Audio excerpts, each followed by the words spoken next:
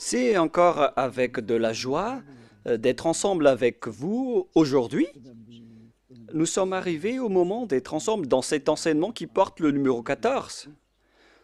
Et aujourd'hui, nous allons bien écouter un enseignement, une explication concernant le Père Yahva, ce que les gens pensent de lui, ainsi que les paroles de la vérité concernant Yahushua, ainsi que le détournement des gens par les gens de cette vérité qui a causé un grand danger sur votre chemin et sur la planète Terre, bien évidemment. Et avant de discuter de ce titre qui dit que Jésus n'est pas du tout vrai, il vous rend pécheur et vous irez en enfer, vous serez perdu en enfer. Je vais d'abord vous expliquer, je vais vous donner beaucoup de preuves pour vous dire que vous allez être jeté en enfer si vous n'écoutez pas ce salut qu'on vous donne par amour en ce moment. Et donc, je remarque tout d'abord que notre enseignement sera assez lent pour aujourd'hui, mais ce qui est important, c'est que vous connaissez la vérité, car c'est important de dire que Jésus n'est pas du tout vrai, et Jésus n'est pas du tout vrai. Il vous rend pécheur, et vous allez être perdu en enfer, selon ce titre, selon cette parole. Et donc, nous allons regarder la vérité sur cette parole pour aujourd'hui. Est-ce que c'est vraiment logique? La réponse, oui, c'est bien logique. Mais tout d'abord, je vais vous faire cette remarque. Plusieurs d'entre vous disent que nous sommes des diffamateurs. Nous n'aimons pas du tout Jésus. Tout d'abord, Élia n'a jamais fait de diffamation. Élia n'a fait que dire la vérité. Et si Élia dit la vérité, est-ce que vous allez le fauter? Si, par exemple, je vois une personne qui est en train de mourir et qui va être jetée en enfer, et j'ai les preuves pour vous le dire dans la vérité, et que c'est la vérité, et moi je vous dis que voilà la preuve que vous irez en enfer, et vous suivez les faux dieux. Est-ce que ça veut dire que Élia n'a pas d'amour? Est-ce que ça veut dire que Élia est un diffamateur? Est-ce que ça veut dire que Élia aime critiquer les gens? Même vous, vous connaissez bien que si quelqu'un est entre le danger de mort, vous allez sûrement hurler pour lui dire de revenir, car il risque la mort. C'est une réaction normale pour un humain. Et c'est une réaction normale pour Élia, qui est en train de voir un esprit en train d'être jeté en enfer. Et c'est pourquoi Élia vous appelle. Je suis en train de vous voir en train d'être perdu, alors je vous appelle pour revenir. Car, en vérité, c'est le diable qui détourne la vérité. Il cherche les moyens pour que vous n'écoutez pas la vérité.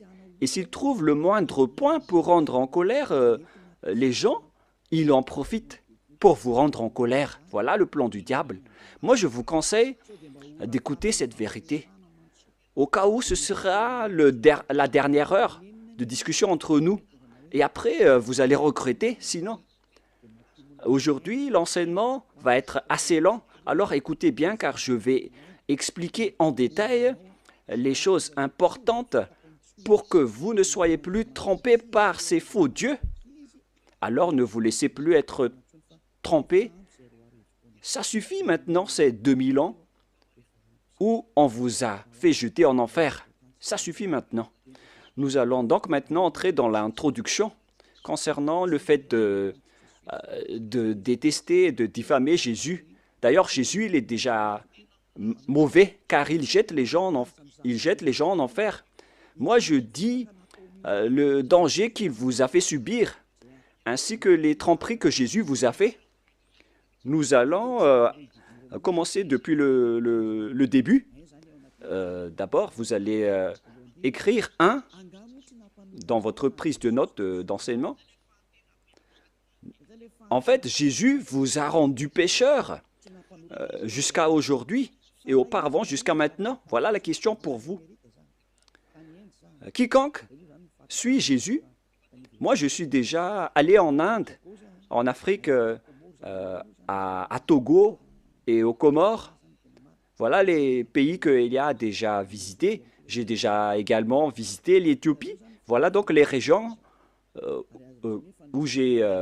que j'ai visitées et j'ai déjà discuté avec les habitants de ces pays. Mais chacun de ces pays, dans chacun de ces pays, que ce soit les musulmans ou les faux chrétiens, ils disent toujours qu'ils sont pécheurs, surtout ceux qui disent chrétiens, alors que ce sont des faux chrétiens. D'ailleurs, le nom chrétien n'est plus correct car le faux Dieu l'a déjà pris. Donc, le nom a déjà changé car ce terme porte déjà le nom du faux Dieu, donc ce n'est plus correct. En parlant du Christ qui est le Messie, alors les suiveurs de Jésus ont tous déclaré être pécheurs. Et d'ailleurs, le siège des catholiques romaines, vous le connaissez déjà que c'est au Vatican. Pour les protestants, c'est en Angleterre. Maintenant, c'est devenu en Amérique, car l'Amérique, c'est un grand pays. Et tous ces pays déclarent, après discussion avec eux, on leur a dit qu'ils sont avec le faux Dieu. Il faut revenir vers l'original, mais les Américains ainsi que leurs troupes, ils exigent toujours que ceux qui suivent Jésus sont toujours pécheurs.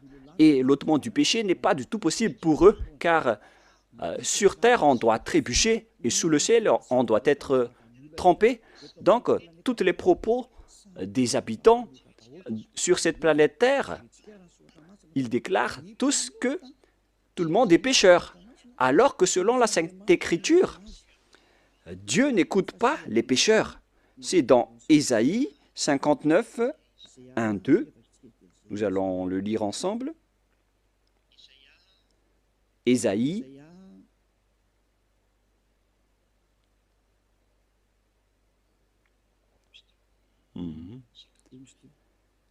59, Ésaïe 59, 1, 2. Voilà.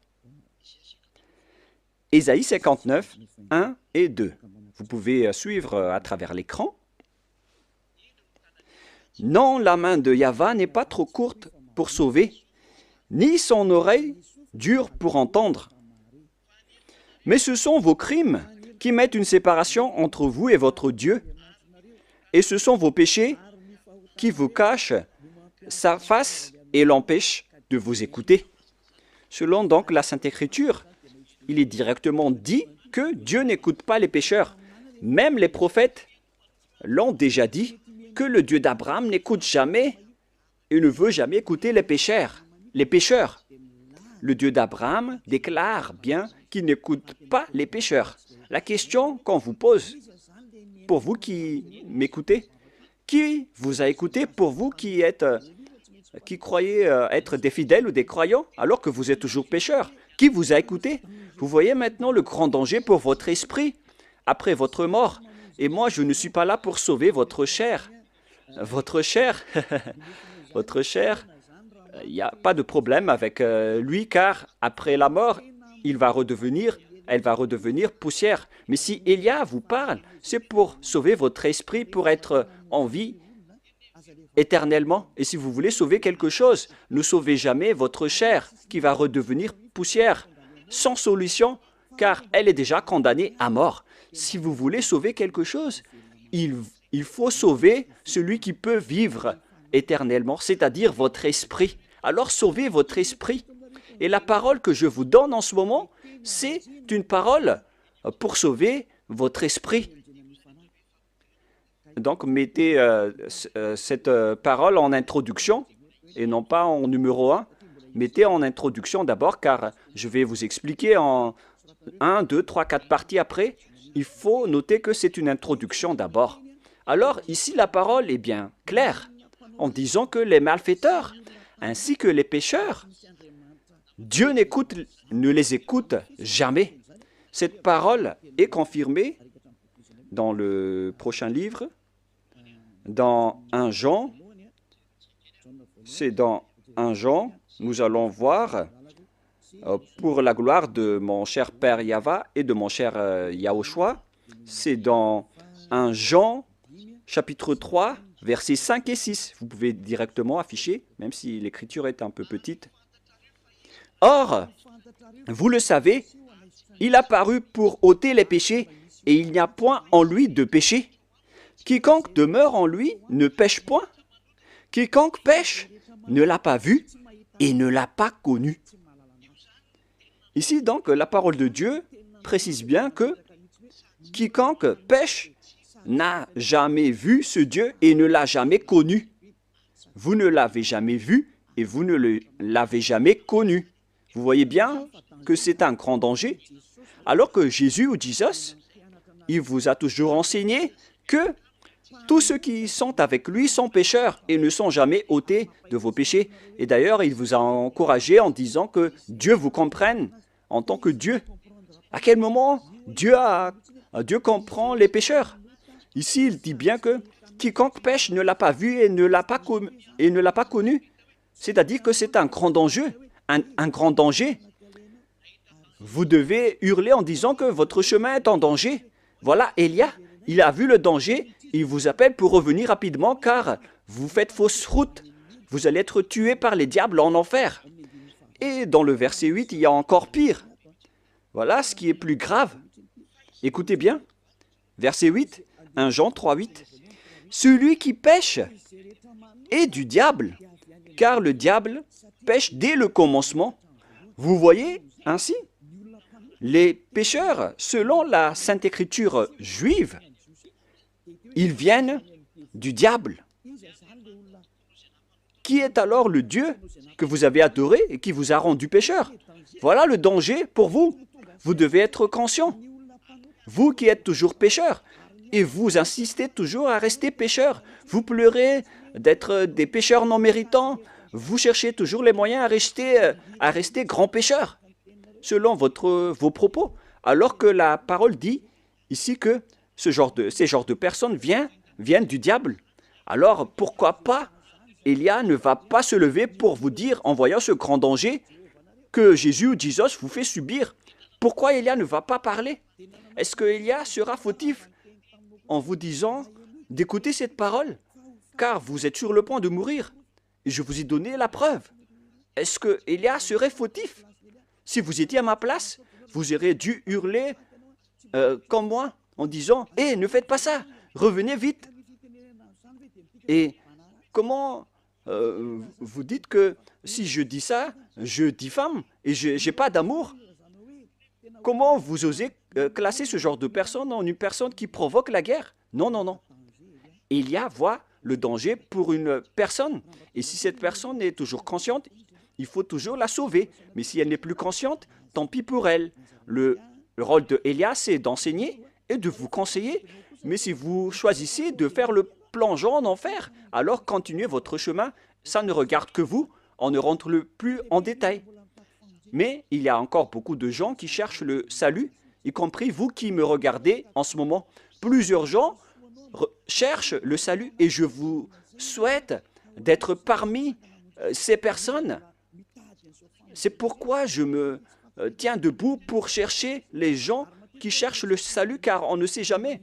Peut-être, parfois et souvent, ce sont des gens qu'on ne pense pas du tout qui cherchent le salut. Alors, Élia vous conseille, ne mettez plus dans la tête que Élia est un diffamateur ou Élia fait ceci ou cela. Enlevez-vous cette mentalité du diable qui vous a fait boucher les oreilles pour que vous n'écoutez jamais la vérité. Une fois que Élia est là pour vous sauver, c'est Élia qui est arrivé parmi vous, ce que tout le monde entier a tant attendu, en disant que Élie va arriver. On parle de Élia, celui que vous voyez en ce moment. Il va sauver les gens pour revenir le cœur du Père Yahva vers les humains et faire revenir vos cœurs auprès du Père Yahva pour que vous ne péchiez plus. La question se pose, si je détiens le pouvoir pour que vous ne péchiez plus, quelle est ma faute? Répondez-moi. quelle est la faute d'Élia à ce sujet? C'est le diable qui doit être en colère contre Élia. Ça, c'est logique. Si les diables sont en colère, ça c'est logique, car Élia sauve les gens pour qu'ils ne sont plus pécheurs. Mais si c'est un humain comme vous qui est en colère, alors sachez que vous avez pris la place du diable, alors ne faites pas ça. Ça ne vous apporte pas du bien. Pourquoi vous allez haïr la personne qui cherche à vous sauver? Il faut garder le silence si vous ne voulez pas et laisser les autres être sauvés. Si vous ne voulez pas être sauvé, tant pis pour vous, mais moi je vous le déconseille de le faire, hein, car c'est mal. C'est le diable qui a des points avec le péché, mais vous n'avez rien. Alors ne donnez plus des points au diable, sauvez votre esprit pour qu'il se retourne vers son Créateur, c'est-à-dire le Père Yahweh et mon cher Yahushua. C'est l'objet de cet enseignement, en vous disant que Dieu n'écoute pas les pécheurs. Et je précise bien la parole du vrai Fils de Dieu. Il s'appelle Yahushua. Voilà l'enseignement d'aujourd'hui qui sera assez lent. Moi, je vous préviens déjà, on va passer plus de 2 heures. Alors suivez bien, ne dormez pas avant, ne critiquez pas et réfléchissez bien. Et vous allez voir que c'est vraiment de l'amour que Élia vous donne. C'est du salut, de la preuve d'amour pour vous les humains qu'il existe un être qui cherche à vous sauver. Voilà Élia, il cherche à vous sauver. Je cherche tous les moyens pour vous sauver, pour que vous seriez délivrés des chaînes de ces diables qui iront en enfer. Vous allez être déchaînés de leurs mains pour que vous buvez la joie illimitée et sans cesse. Et si vous allez dire, mais on est déjà en joie, oui, vous avez de la joie. Mais vous connaissez toujours que ce n'est pas la vraie joie que vous avez. Vous pensez que ce sont les riches qui sont vraiment dans le bonheur et en joie, alors que vous voyez bien que les riches cherchent toujours le bonheur, même s'ils ont déjà des milliards de dollars entre les mains. Ils ne se consolent jamais. Ils cherchent toujours plus d'argent. C'est-à-dire que le bonheur n'est pas du tout dans l'argent. Les milliards de dollars ne donnent pas le bonheur et de la joie. Même si vous avez tout, vous n'avez pas la joie. Car pourquoi vous cherchez toujours à augmenter vos richesses?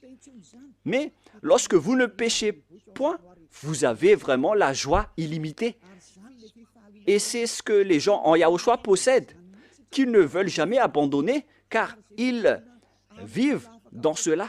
Et c'est la joie des gens ôtés des péchés que Élia vous partage. C'est ça le vrai bonheur. C'est la personne qui ne pêche plus qui est la plus en paix sur cette planète Terre. Et si vous voulez avoir le bonheur et la paix, alors ne péchez plus et suivez Élia. Car Élia a été envoyé par Yahushua. Il est l'ambassadeur de Yahushua. Nous allons donc voir la parole du vrai Créateur, le Fils du vrai Créateur, Yahweh. Et le nom de son Fils, c'est Yahushua. Je vais encore vous les expliquer, le nom du Père Yahweh et Yahushua. Mais nous sommes encore dans l'introduction, même si c'est assez lent. On doit partir de là pour tout voir. On va voir donc la parole du Fils du vrai Créateur. Et le nom de son Fils, c'est Yahushua. C'est dans Jean chapitre 5, à partir du verset 14, si je ne me trompe pas. Jean 5, 14. Depuis, Yahushua le trouva dans le temple et lui dit, « Voici, tu as été guéri, ne pêche plus, de peur qu'il ne t'arrive quelque chose de pire. » Lorsque vous êtes bien avec ce vrai Dieu, alors répétez cette parole. Ne péchez plus, car tu as été guéri déjà. Et si tu commets encore des péchés, le pire va t'arriver. Cette parole est bien claire. Donc, quiconque pêche et qui revient toujours dans le péché, le pire va lui arriver. Et regardez dans votre propre vie, qui devient de plus en plus mal. Même les riches, ils ont toujours une mauvaise vie. Et plus leur richesse augmente, plus leur folie et leur mauvaise pratique augmentent. Car c'est l'argent qui est la source du mal. Et tous ceux qui cherchent activement l'argent vont sombrer dans la grande tristesse, alors que les faux dieux n'ont rien à faire, à part le miracle, les prodiges et les bénédictions. Et si vous allez dire, donc vous n'avez pas besoin d'argent? Non, je n'ai pas dit ça, mais il ne faut plus avoir ce genre de mentalité. Ce Dieu a dit qu'il faut que vous vous consolez de ce que vous avez entre les mains. Ne creusez pas toujours avec votre tête, car au final, vous allez faire autre chose, jusqu'à faire des trafics humains, des trafics d'argent, des trafics d'organes, des kidnappings, des escroqueries, car vous cherchez toujours de l'argent et ça, vous allez terminer ainsi. L'argent, c'est la source de tout le mal. Il faut se consoler de ce que vous avez. Voilà la meilleure situation. Cette parole dit qu'il ne faut plus jamais pécher. Tu as été guéri, ne pêche plus, de peur qu'il ne t'arrive quelque chose de pire. Mais regardez votre propre chemin. Vous qui dites que vous avez été guéri par Jésus, vous avez eu ces bénédictions. Où est-ce que vous êtes allé? Est-ce que vous êtes déjà ôté des péchés? Alors que le Fils de Dieu, le vrai Fils de Dieu, a dit qu'il ne faut plus jamais pécher. Mais Jésus ou Jesus n'a jamais réussi à faire cela. Il faut juger juste. Est-ce qu'il a réussi à faire cela ou pas? Et vous allez tous dire, y compris vos religieux pasteurs et prêtres, ils ont toujours déclaré dans l'émission de la télévision de Yahushua qu'aucune personne ne peut être ôtée de ses péchés. Voilà, lorsque vous adorez Jésus ou Jesus, alors que la Sainte Écriture dit qu'il ne faut plus jamais pécher. Vous voyez la contradiction? C'est la preuve que Jésus n'est pas du tout vrai. Il vous rend pécheur et il vous jette en enfer. Élia vous dit aujourd'hui de quitter ce faux Dieu. Je vous attire, vous tous qui êtes conscients, ne mettez plus les pieds dans leurs églises. Ce n'est plus correct, mais si vous voulez tuer votre âme en enfer, alors continuez ainsi. Car le péché vient du diable et le diable habite en enfer. Moi, j'ai été envoyé pour vous ramener au ciel des cieux et c'est normal que je vous dis de ne plus aller avec ces faux dieux. Et les gens que Élia appelle, ce sont les gens qui veulent être sauvés. Si vous ne voulez pas être sauvés, alors ne suivez pas mes paroles. Mais les gens qui veulent être sauvés, ils écoutent la parole de Élia et il dit, mais comment réfléchir à cette parole qui dit qu'il ne faut plus pécher alors que j'étais toujours pécheur? La comparaison oblige. L'autre dit qu'il faut pécher et l'autre dit qu'il ne faut plus pécher. La logique, c'est de suivre celui qui ne pêche plus. Voilà la vérité. Automatiquement, la décision, c'est de vous rapprocher de celui qui ne pêche plus. Et celui qui a porté cette parole, c'était seulement Élia sur votre planète Terre. Et on m'a persécuté pendant 40 ans, pendant que j'ai fait les œuvres de Yahushua à ce sujet. On m'a persécuté. C'est pour vous dire que Élia est venu par amour, mais ce sont les diables qui le détestent et qui vous rendent en colère. Alors ne vous laissez plus être provoqué. Écoutez la vraie parole maintenant. Écoutez la parole de Élia. Élia est arrivé pour vous sauver, pour vous donner la joie éternelle, pour que vous reveniez vers votre vrai Créateur qui s'appelle Yahushua. Et je vais encore ajouter une autre parole, car cette parole a été répétée 2 fois et non pas seulement une fois. Selon Jean, chapitre 8, Jean, chapitre 8, à partir du verset 11, nous allons lire ensemble. Quelle était encore la parole du Fils de Dieu à ce sujet?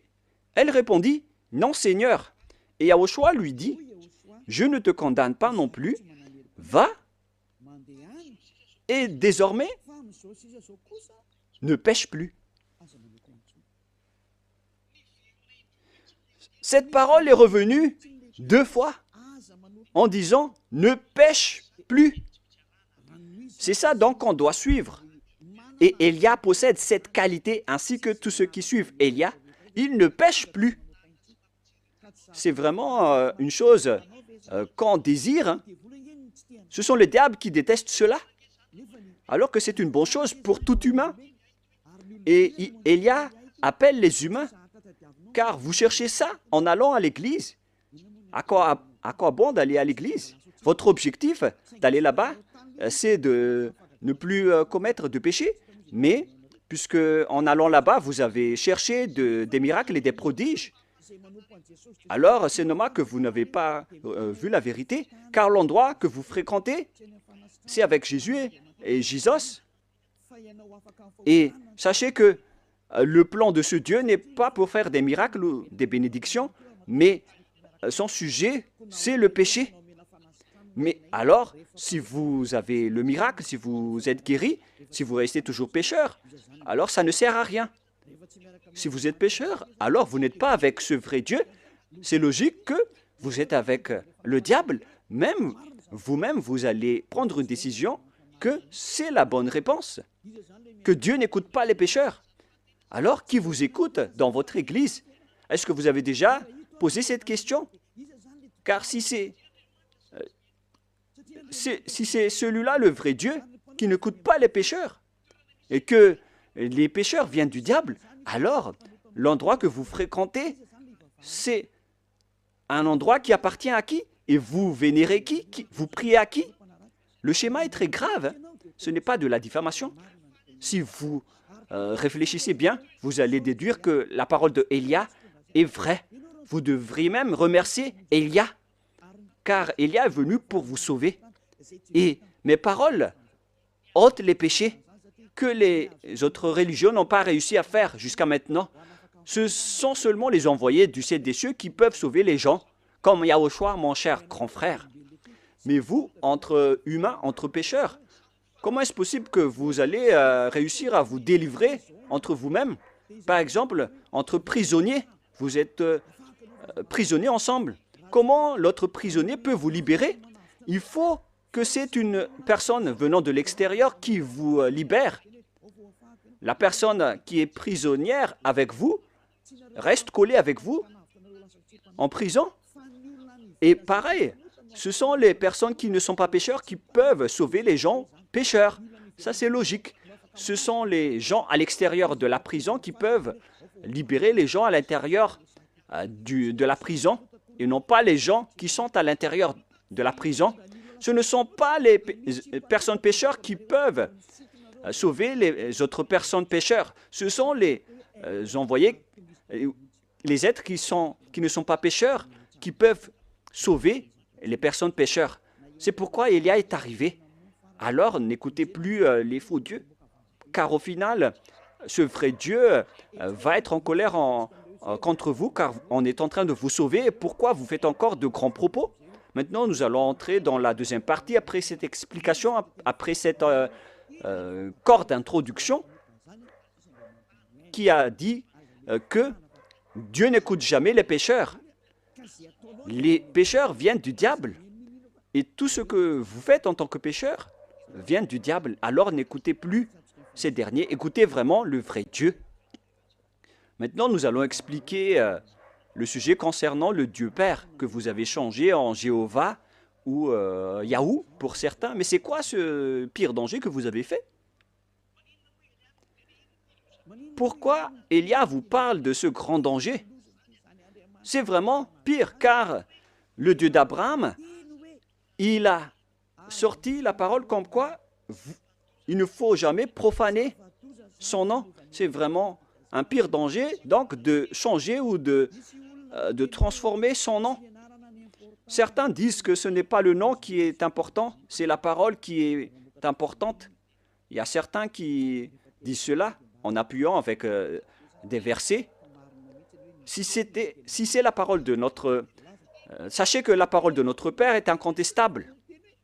Et c'est d'ailleurs sa parole qui a dit qu'il ne faut pas profaner son nom. Alors c'est la parole elle-même qui a priorisé et qui a privilégié le nom. Si on va lire le livre d'Ésaïe,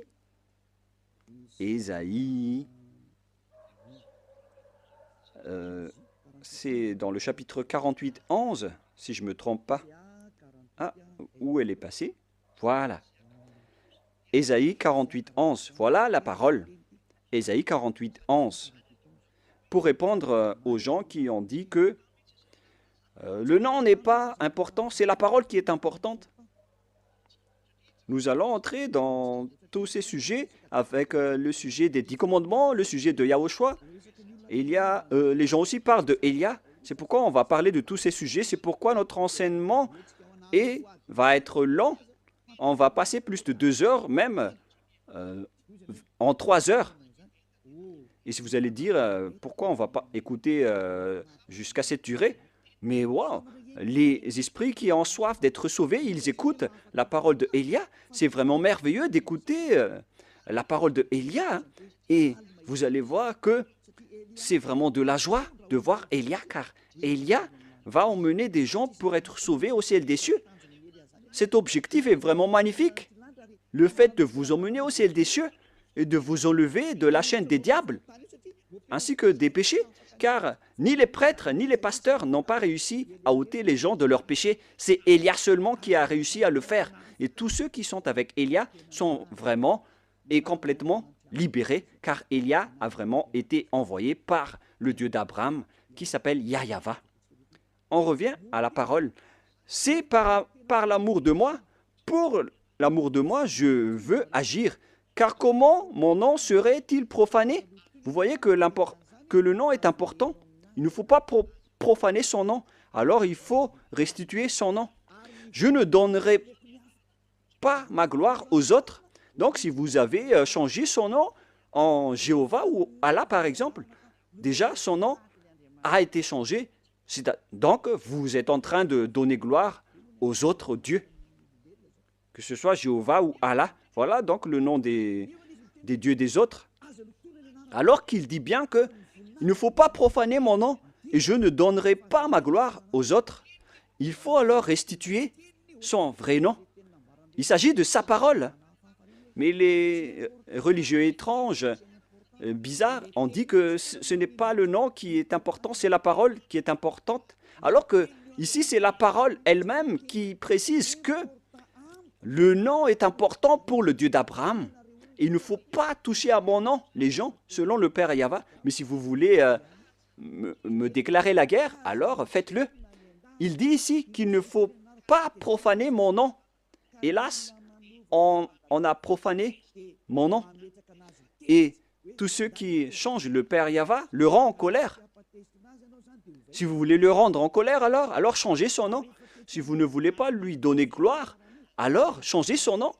Et il va être en guerre contre vous, car déjà, Élia vous enseigne déjà la vérité. La loi que nous voyons ici est claire. Il ne faut jamais changer son nom. Dieu est vraiment exigeant avec son nom. Il ne faut pas profaner son nom. Lorsque vous changez son nom, c'est-à-dire qu'en même temps, vous profanez son nom en changeant en nom d'autres dieux et vous donnez sa gloire aux autres. Au lieu d'appeler Yahyaha, vous avez appelé Jéhovah ou Allah. Ce n'est pas du tout correct. Je vais vous donner la preuve. Pour vous qui dites que, pourquoi vous dites que notre Dieu est faux? Qui est le vrai Dieu selon vous?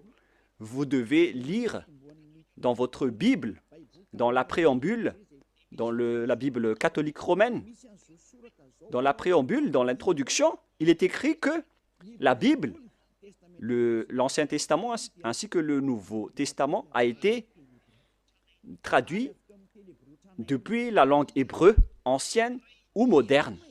C'est-à-dire que si vous voulez regarder la Sainte Écriture, il faut regarder à travers dans la langue ancienne hébreu ou juif.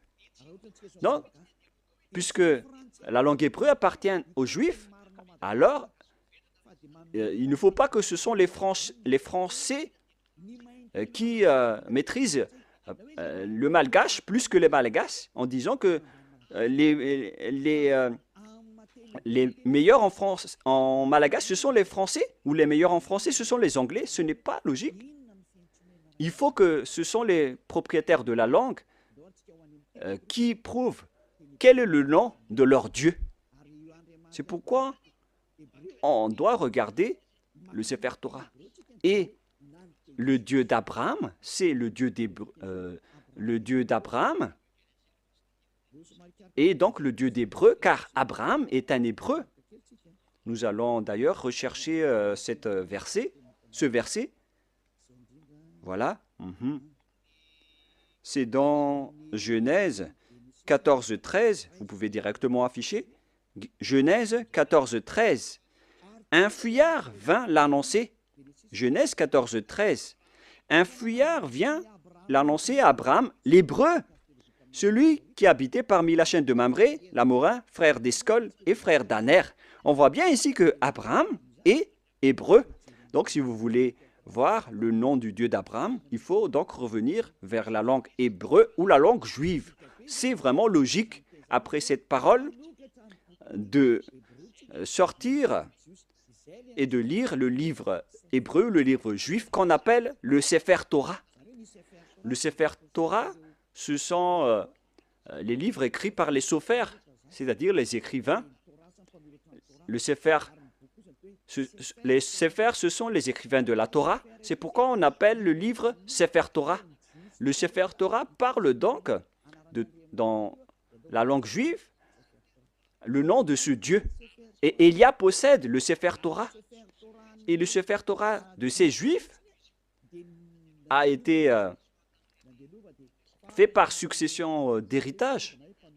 Et au final, ils ont été écrits par les scribes à l'époque de Néhémia, d'Esther. Et au final, on a vu aussi l'époque des Maccabées. Ce sont tous des écrivains qui se sont succédés. Et on appelle ces écrivains les Massorètes ou bien les Massorats. Ce sont donc les porte-paroles, des porte-paroles qui ont écrit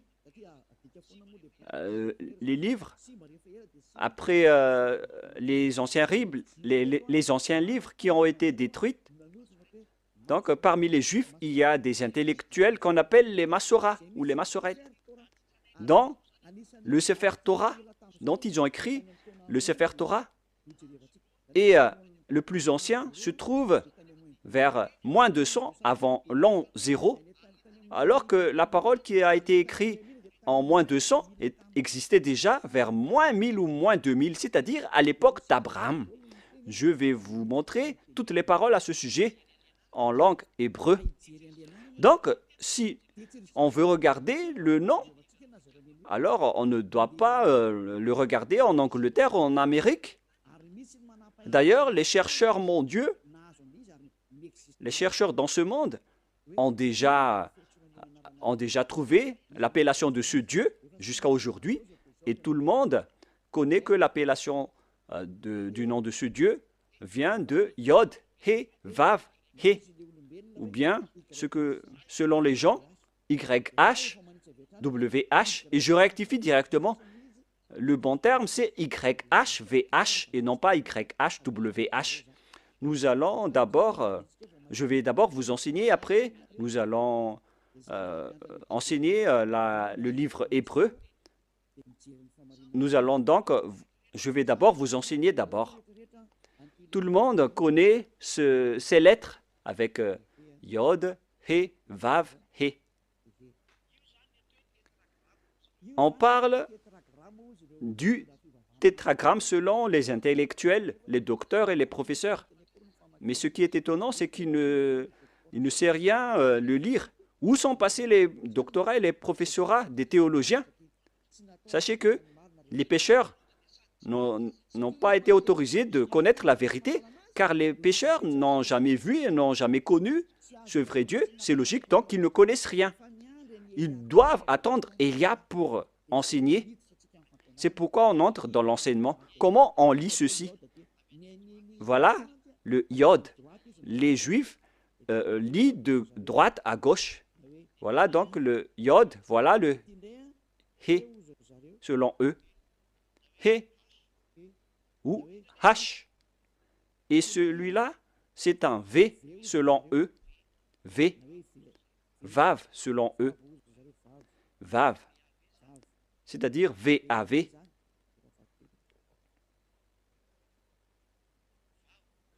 Vav. Et voilà le He qu'on a déjà vu, ou H. c'est ce qui donne le mot. Et si on va lire de droite à gauche, et moi je vais répéter maintenant, Yod, He, Vav, He. Comment on lit ceci? Et certains disent, comment on lit ceci? Voilà la question. Et les gens disent qu'on ne peut pas le lire, personne ne peut le lire. Non, non, non, il y a vraiment une appellation correcte à ce sujet. Il a dit que quiconque appelle le nom de Yahva sera sauvé. C'est dans le livre de Joël, si je ne me trompe pas. Celui qui appelle le nom de Yahva sera sauvé. Alors il faut appeler ce nom. C'est ce que ça veut dire. Nous allons voir cette parole, car moi je vous donne toujours les preuves. Nous allons devoir rechercher un peu.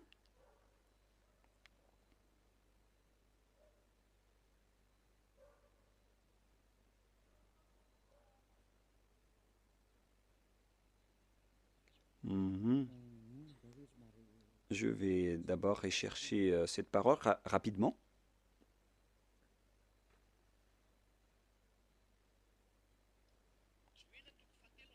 Joël chapitre 2, verset 32. Vous pouvez déjà afficher. Joël 2, 32. Alors quiconque invoquera le nom de Yahva sera sauvé. Donc, il faut appeler ce nom. Cette parole est claire. Quiconque invoque son nom sera sauvé. Et pour certains ceux qui disent que personne ne peut appeler son nom, c'est faux.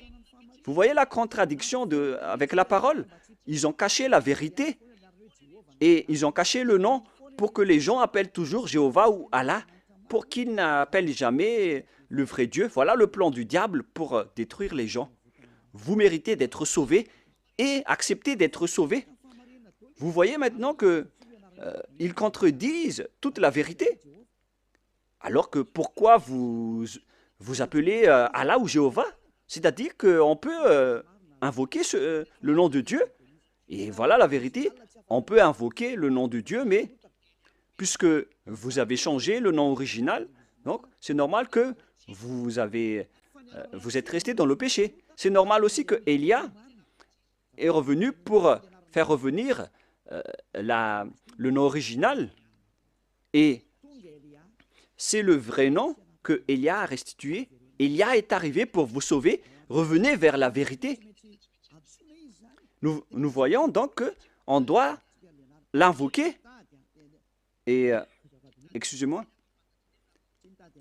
Élia n'a pas besoin de le chercher. Il connaît le nom de son père qui a envoyé Élia. Je connais celui qui m'a envoyé. Je connais son nom. Je n'ai pas besoin de chercher son nom, car je connais le nom de celui qui m'a envoyé. Mais là, je suis en train de vous donner la preuve dans votre livre.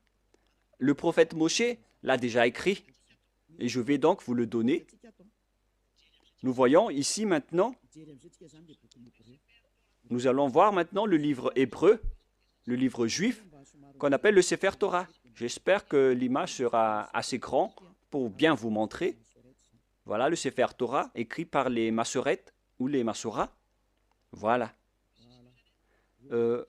Au coin, on voit le terme hébreu-massorétique texte. C'est-à-dire que ce sont ces Massorètes qui ont sorti l'enseignement et le livre. Ce sont des intellectuels, ce sont des coordonnateurs, y compris Ezra, Néhémia, vers l'ancienne époque, vers moins 400. Et après, ils ont été succédés par les autres. On parle de date approximative. Ce n'est pas précisé. Et après, il y avait aussi les écrivains qu'on appelait les Maccabées. Mais la parole que je vais vous donner, ce sont la parole des Massorètes que nous allons lire dans Exode ou Shemot en hébreu. Shemot chapitre 15, verset 2. Voilà, nous avons la version française. Et l'hébreu va sortir après. Shemot chapitre 15, verset 2 et 3. Pour vous qui possédez le livre hébreu ou la livre hébreu, vous pouvez lire ceci, celle-ci. Exode 15, 2 et 3. Voilà la langue hébreu qu'on voit ici. Nous allons un peu traîner dans cette partie, mais ce n'est pas grave car c'est le bon départ. Et voilà le rôle de Élia, il va restituer le nom avec cette base. Voilà donc l'écriture en griffe, en violet. Voilà. Avziv, Vzimrat, Ya. Voilà donc la translittération en jaune. Avziv, Vzimrat, Ya, Valim, Ishwa, Vajim, Valveu, Varum, Menu.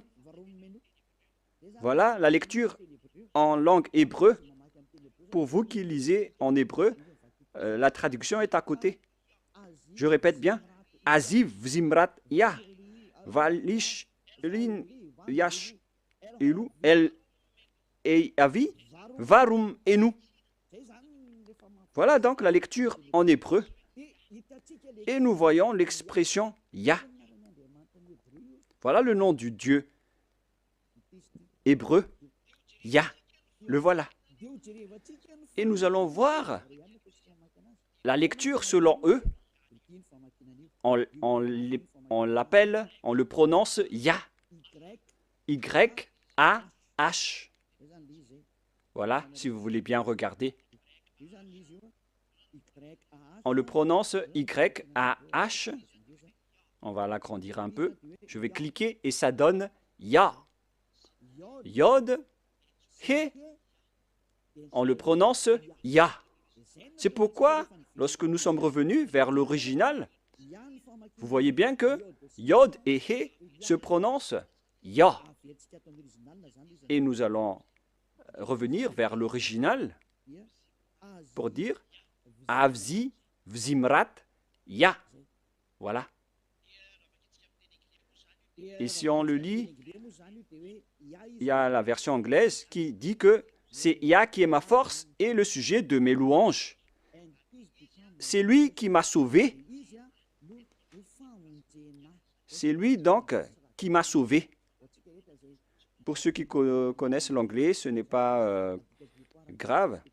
Je vais le traduire à mon niveau, mais ce n'est pas loin.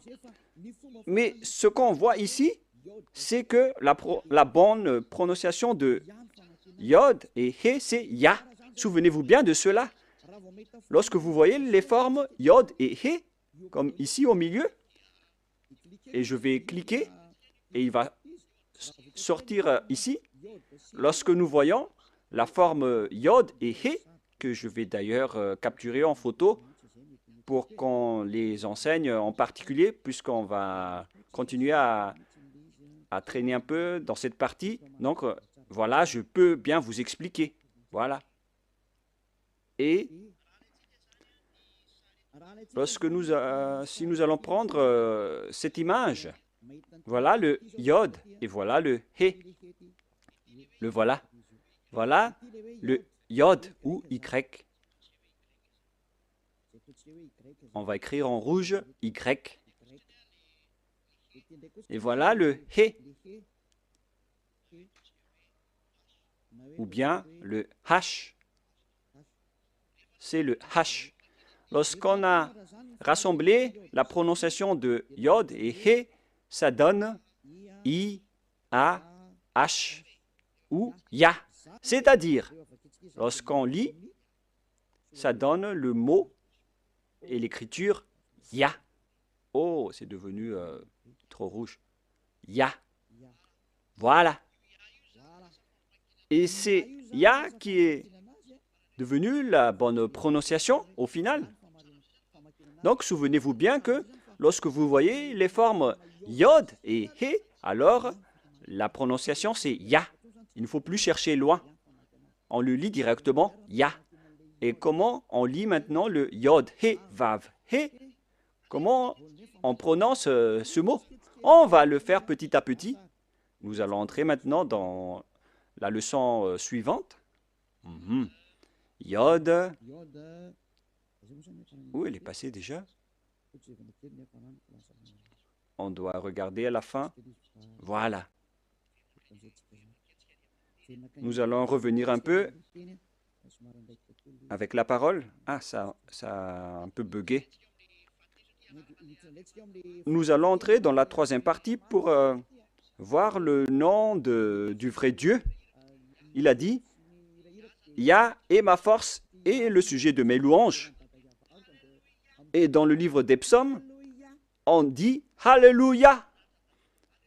Pour donner gloire au Père Yahva, on dit Alléluia. C'est-à-dire gloire au Père Yahva. Il n'a jamais dit que c'est Alléluia. Vous voyez vraiment la grosse erreur des humains.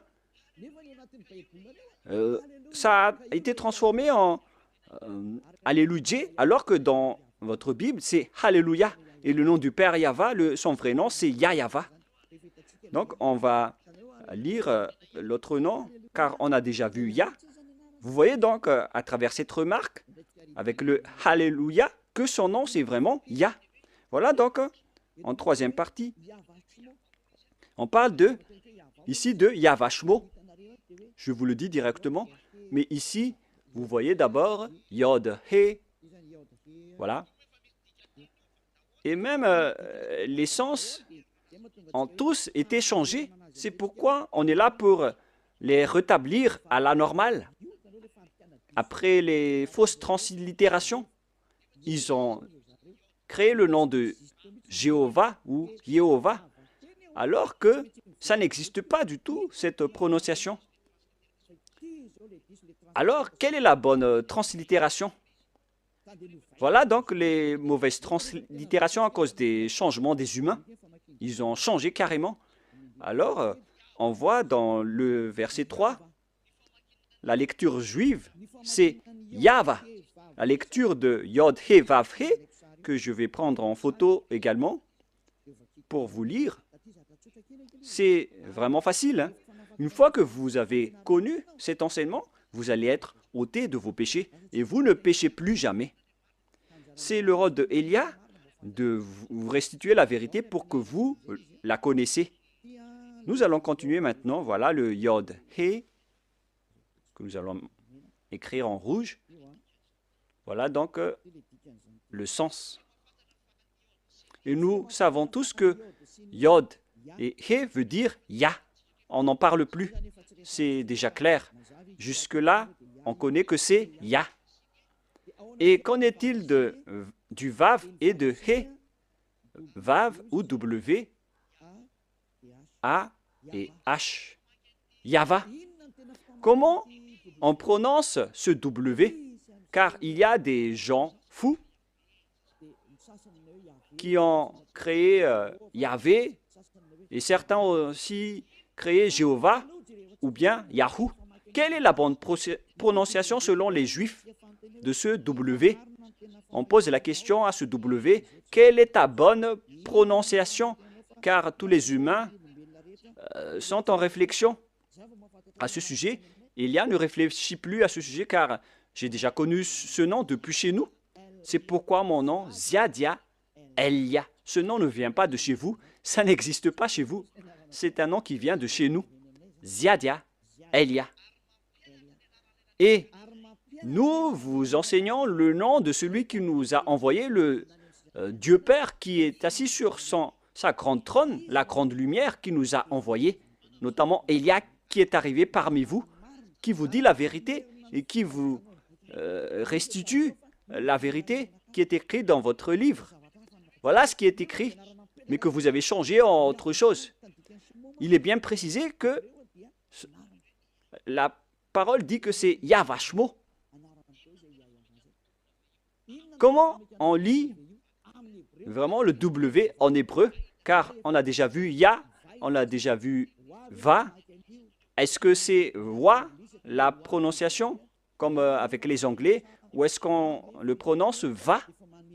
Et moi, je vous donne déjà la réponse que la bonne prononciation, c'est Va. Là, c'est clair. Nous allons enchaîner avec cette prochaine leçon. Pourquoi Elia exige que le nom doit être Yahva? C'est vraiment son appellation. au ciel des cieux. Et c'est pourquoi les gens sont ôtés des péchés après avoir invoqué le nom de Yahva. Et quiconque invoque le nom de Yahva sera sauvé et sera ôté des péchés après le baptême en Yahushua. Nous allons encore en parler après. Et voilà, donc, la parole est claire. Avec la prononciation de ce W, nous allons maintenant voir la bonne prononciation de ce W en langue hébreu. Et nous allons le voir dans Wikipédia, qui regroupe plusieurs intellectuels partout dans le monde. Moi, je précise bien que Elia connaît déjà que la prononciation de ce nom, c'est Yahva, depuis chez nous. Alors que vous aussi, les intellectuels sur Terre, vous connaissez aussi l'appellation. Donc, il faut regarder avec les propriétaires de la parole. Il ne faut pas que ce soit vous, les Malagasy, les Français ou les Anglais, qui va faire sortir la parole. Il ne faut pas faire ce mauvaise aventure. Il faut revenir avec les propriétaires de la langue. Allons-y alors. Patientez un peu, car je vais encore chercher le verset. Ah, je l'ai encore égaré. Voilà. Patientez un peu, car je vais regarder le verset. Et les techniciens, vous pouvez directement afficher après pour que ça soit magnifique. Voilà, vous pouvez afficher maintenant. Je l'ai retrouvé. Il s'agit donc d'une autre déclaration qui dit que, selon Wikipédia, d'après wikipedia.org, que vous voyez ici, wikipedia.org, une plateforme qui regroupe tous les intellectuels partout dans le monde concernant les alphabets hébreux. On ne va pas parler anglais, on va faire sortir la parole. On va montrer la parole. Selon eux, le script type veut dire, on l'a vu, vers la période moins 200 à moins 100 avant Yahushua jusqu'à présent. C'est-à-dire, ça a débuté depuis moins 200 jusqu'à moins 100, jusqu'à aujourd'hui. C'est-à-dire que c'est parti de l'ancienne époque. Si je ne me trompe pas, où elle est passée déjà? C'était vers le 10th century. C'était il y a bien longtemps.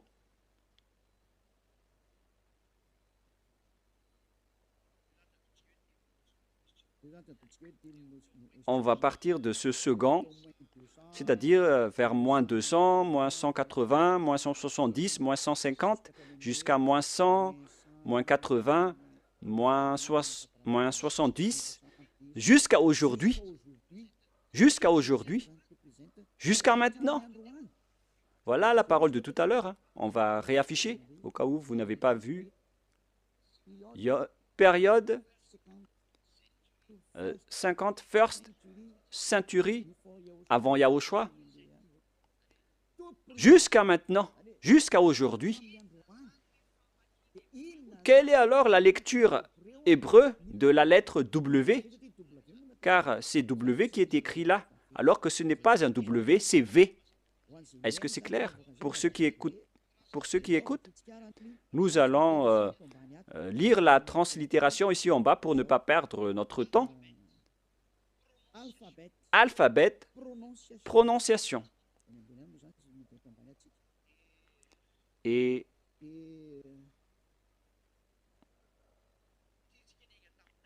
puisque nous sommes partis des dates jusqu'à aujourd'hui, comment garder l'appellation, la prononciation de la lettre W jusqu'à aujourd'hui? Si ça existait déjà depuis moins 200 et depuis l'ancienne époque, comme je vous ai déjà dit, avec l'époque de Néhémia, de Ezra, vers moins 300, moins 400. Et pourquoi vous qui êtes récent et récemment arrivé, pourquoi vous dites qu'on va le changer ainsi? Mais si vous n'êtes pas ôté des péchés, sachez que vous irez en enfer. Moi, je vous montre la vérité en ce moment. Alors, nous allons voir comment on lit ce W. Voilà. Ici, on voit le Vav, la lettre V. Le trait que je vous ai enseigné, du côté gauche, on le prononce V.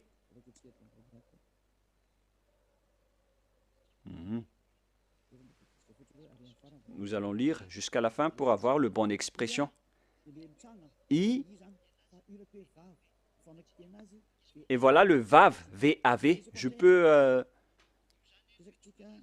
peux bouger maintenant. Je peux le bouger. On voit que c'est le Vav, comme si vous fermez la bouche. Vav. Comment on lit ceci? V comme vogue, c'est-à-dire V comme comment on prononce vogue.